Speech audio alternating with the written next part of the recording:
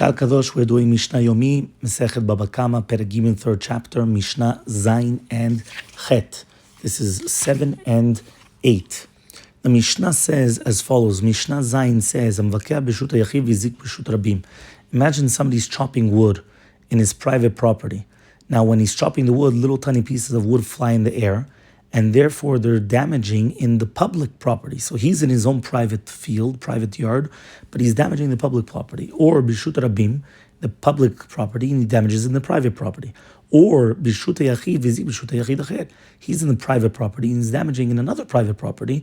In all these three cases, he's going to be chayav. The reason why he's going to be chayav is because even though the damage was not done by the body of the person, but by the chips of the wood, he's still liable to pay because he gave force to the wood.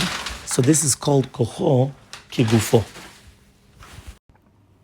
Mishnah Chet continues by, again, we're talking about damages now done between whether it's two animals damaging each other or a person with an animal damaging each other, because beforehand we were talking about different utensils being destroyed by each other or by the pieces of wood flying out and damaging a human being, but because of koch kocho, which means that it was your body, your force, which was doing it.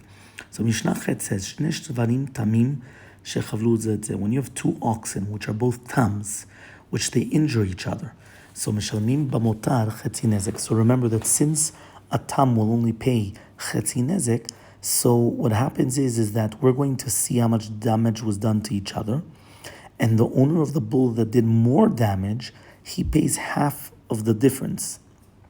So, for example, one of them did damage $100. The other one did damage $200. So the excess of the damage, which was extra 100, he's only going to have to pay half of that, because remember, a tam only pays half of damages. Shnehem muadim, if both of them were muadim, and each one damaged each other, so mishalmim b'mutar nezek shalem. So therefore, the entire excess damage is going to be paid by the one that did more damage. Meaning, if one did damage 100, another 200, so he has to pay the full 100. Remember, here we're talking about that since it cancels out because of the concept that each one did damage to each other, so they're not going to pay for the full. You just excess, meaning the extra damage, you divide it by two. Echad tam ve'echad muad. What happens if one of them is a tam animal, one of them is muad, or muad batam? So mishalmim b'mutar nezek shalem. So the owner of the muad pays the full damages of the excess, and a tam b'muad. But if the tam did the damage, so you would only have to pay half the damages. Okay.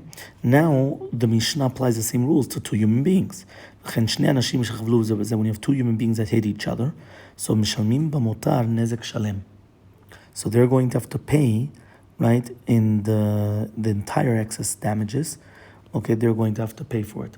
So he says, Adam b'muad, when you have a person, right, that did more damage to a muad than did to him, so that means basically the person did more damage to the muad than the muad did to him, or muad ba'adam. So again, in these cases, since a human being is always considered muad and an animal is always considered muad, so each one will always pay the excess damage, but the full damages. Now, when it's an adam betam, or tam ba'adam, what about if it's an animal which is a tam, that he damages a human being, or a human being damages a tam? So adam betam, if it's the human being damaging the tam, he has to pay nezek shalem. Remember, a human being is like a muad, so therefore he pays the full amount. But tam ba'adam mishlim chetzi nezek. But if it was a tam, the animal tam, that damaged the human being, he would only have to pay half of the damages. Now Rabbi Akiva disagrees with this, to do with a tam injuring a person, and according to Rabbi Akiva, aftam shechaval ba'adam, even when you have a tam that damages the human being, he also has to pay the entire damages, because according to Rabbi Akiva, a tam only pays half when it attacks property, but if he attacks a human being, he does actually have to pay full, just like a regular human being. That's the opinion of Rabbi Akiva. They're both based on psukim, right, as is brought down in the Gemara, but this is a machlok between Rabbi Akiva and Tana Kamma.